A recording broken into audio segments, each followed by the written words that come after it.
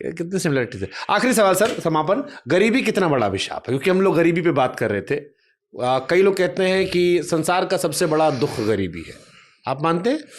बहुत बड़ा दुख गरीबी है, लेकिन कई लोग गरीबी को गरीबी को एक सिंपैथी के नज़र से, एक असहाय के रूप में, किस्मत के तौर पे ना देखो।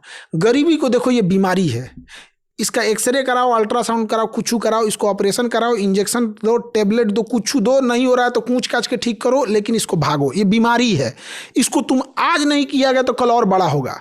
आज टेबलेट से सही हो रहा है तो कल इंजेक्शन से होगा, परसों ऑपरेशन कराना पड़ेगा, हो सकता है पूरा शरीर खराब कर देगा। No sympathy with poverty, brutal action लीजिए, इसको चाहे जैसे खत्म कर दीजिए। दुनिया ने कोरोना के पीछे पड़े थे, सब खत्म कर दिया सब कोरोना को। उसी रफ्तार से कमर कस के पूरी दुनिया एक बार गरीबी के लिए खड़े हो जाए ना, बहुत हद तक सुधार देगा। लेकिन हम लोग सिंपैथी दिखाने लग रहे हैं। नहीं, कुछ भी करो ईमानदारी से करो।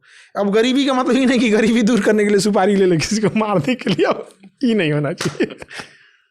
मतलब मेहनत से अपने सपनों को पूरा करना चाहिए अंदर।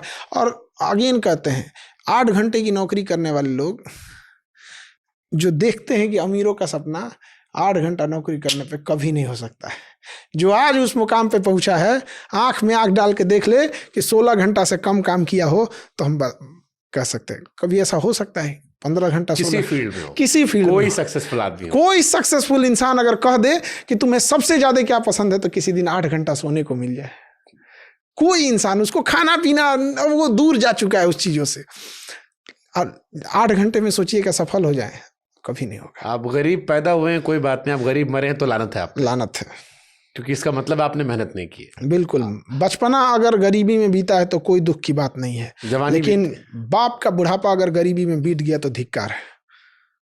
भले हमने खिलौनों की गलियों से अपने रास्ते बदले हों, लेकिन बाप अपना कोई रास्ता ना बदला हो। भले हम लोग कोई सामान खरीदने से पहले उसका प्राइस देखे हों कि औकात में है या नहीं, लेकिन जब पिताजी जाएं तो सीधे कहें पैक कर दो इसको, बेटा है मेरा। भले हम लोग को बुखार लगा हो तो इंतजार किए हों अपने से उतर जाएगा, लेकिन बाप का इलाज के लिए अगर अमेरिका जाना हो तो अगले दिन सोचना ना पड़े। बहुत बार ऐसा होता था बचपने में, तो याद है हम लोग दिवाली वगैरह होता था, दशहरा, तो मेला लगता था ना, वो खिलौने बिकते थे, तो खिलौनों की दुकान पे आदमी 1 घंटा 2 घंटा खड़ा रहता था, देखते थे कौन खिलौना कैसे चल रहा है। फिर 2-3 घंटा खड़ा हो जाएंगे तो दुकान वाला भगाएगा, खरीदना नहीं है तो खड़ा क्या है यहाँ पे, तो फिर तो दूसरा दुकान पे जाके आदमी खड़ा होता था। तो बड़ा अजीब सा वो समय लगता था। कोई दूसरा ही खरीद के ले जाता तो उसी में खुश हो जाते थे लोग। कोई दूसरा पटाखा छोड़ता था तो वहीं जाके देख लेते थे लोग, अरे यार सब लोग उसी में ताली बजा लेते हैं।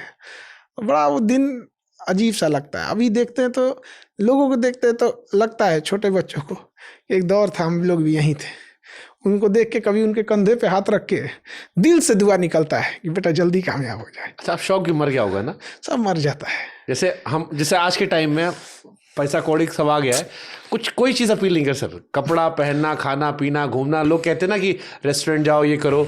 अभी प्राइस टैग देखते हो?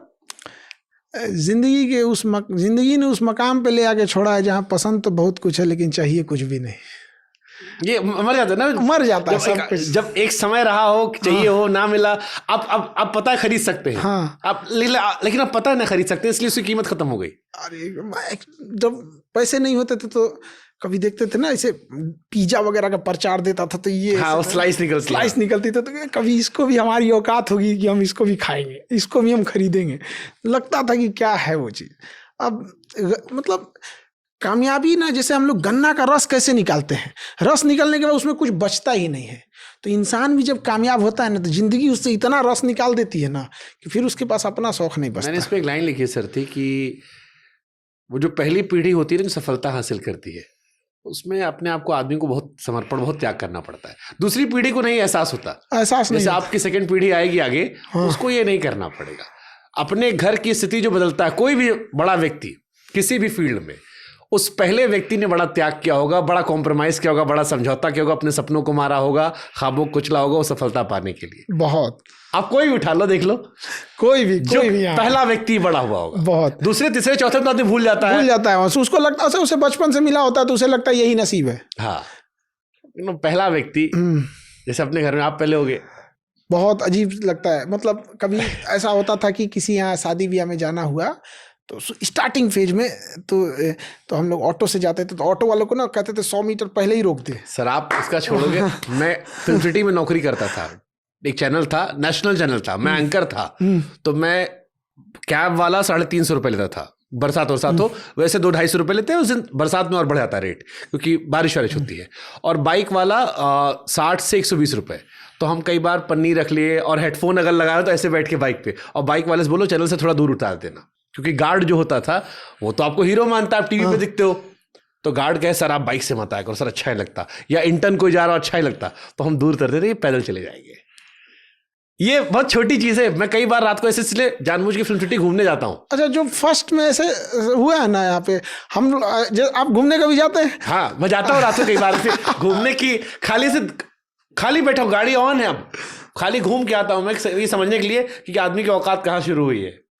हम 4 किलोमीटर पैदल जाते थे ट्यूशन पढ़ाने, एक बच्चे को 600 रुपये मिलता था, और उसको स्कूल के बाद पढ़ाते थे 2 बजे दोपहर में, धूप में एकदम ऐसा लगता था जैसे हड्डी जल जाएगा, और फिर 4 किलोमीटर पैदल आके पढ़ाने के लिए, लेकिन वो 600 रुपये बड़ा मायने रखता था, पॉकेट खर्च निकल जाता था उससे। ये वो इंडिया टुडे की मैगजीन आती है, तो पहले पढ़ते बहुत थे क्योंकि पढ़ना होता था पत्रकारिता के बारे में, 25 रुपये की उस टाइम आती थी, अब तो शायद महंगी आती होगी। तो अट्टा से रजनीगंधा चौराहा जो है वहाँ तक ई रिक्शा आता है, वो 10 रुपये लगता है, तो वो 10 रुपया जाना 10 रुपये आना बचा लिया करते थे, 20 रुपये बच गए, आपका 10,000 रुपये घर से मिलते थे, आपने कमाए वो रहे, तो वो जो बचे हैं, हरी बस और लाल बस चलती है नोएडा में, जो लोग ट्रैवल क्यों जानते होंगे, उस टाइम हरी बस में 45 रुपये का पास बनता था और लाल बस में 55 का, 10 रुपये के अंतर में एसी और नॉन एसी था, 45 वाले लेते थे, क्योंकि वो आपको वो 10 रुपये शायद ज़्यादा लगता है, एक कप चाय पी लेंगे, बिल्कुल, एक पैकेट चिप्स खरीद लेंगे, एक गन्ने का जूस गर्मी में मिल जाएगा, तो छोटी छोटी चीज़ें हैं मुझे लगता है। अच्छा, जब आपको सब हासिल हो जाता है तो आपको लगता है अब क्या है, अब तो सब है ही, अब तो सब है ही है, ख़त्म ही हो जाता है शौक यहाँ पे, अब कुछ बचा ही नहीं यहाँ पे।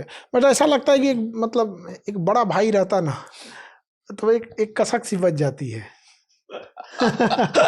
आपके बड़े भाई हैं? छोटा भाई है। अच्छा, इसलिए मैंने कहा हाँ, एक बड़ा भाई रहता तो लगता है, जैसे आज हमको लगता है ना, मेरे भाई मतलब उनको लगता है कि लाइफ में कभी मुसीबत रहेगी ना, हम तो इनको खींच के लेके निकाल ही देंगे यहाँ पे। तो ऐसा लगता है कि कई बार लाइफ में ना ऐसे ही टेंशन्स आ जाते हैं जहाँ लगता है कि हम किसको जाके कहें। एक टाइम के बाद इतने बड़े टेंशन आते हैं कि आप माँ बाप को, फैमिली को नहीं बता सकते, और डिप्रेशन में चले जाएंगे यहाँ पे। किसको बता सकते थे? उनको बताने लायक होता भी नहीं यहाँ पे। उनको बताओ मतलब अपना टेंशन लो, हाँ, फिर उनका टेंशन लेके अपने में लो, फिर डबल टेंशन ले घूमो। तो एक रहता है, बड़ा भाई रहता है तो बड़ा, हम अपने छोटे भाइयों को देखते हैं ना कि